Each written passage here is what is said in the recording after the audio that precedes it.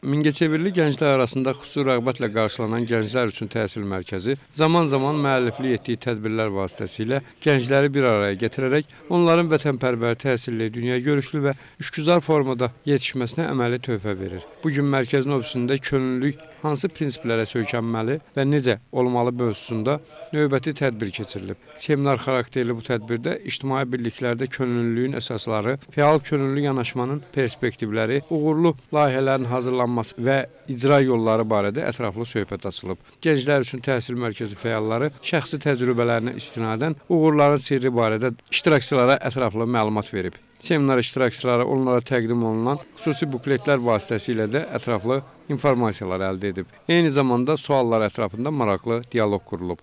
Bugün bizim Nəsil İctimai Birliyi bütün komandası ilə birlikdə Gənclər üçün Təhsil Mərkəzinin Mingəçevir regional ofisində təlimə gəlmişdilər.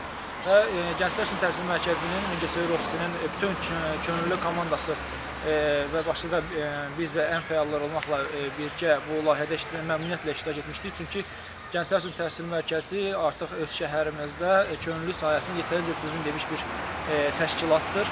Və biz artıq neçə illərdir ki, şəhərin gənclərinin özünün inkişafını və onların istedadlarını üzərə çıxarması üçün onların könüllü işlərə cəlb edirik və şəhərin aktiv üzvlərinə çevrilik. Bizim Nəsil İctimai Birliyi bugün bizdə təlimlərə keçməklə yanaşı, artıq biz onlarla qərara gəldik ki, bir az sonra Mingəçevir su anbarı ətrafında təmizlik işləri aparaq və bu ekoloji xarakterli bir layihədir.